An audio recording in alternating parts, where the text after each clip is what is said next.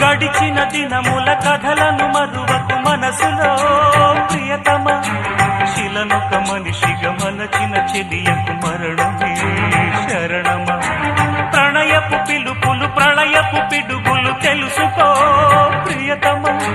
విధికి కవిలయము ఎదలకు విజయము గెలుచుకో హృదయమా నేను కానే దూరం ఈ ప్రేమ కాదే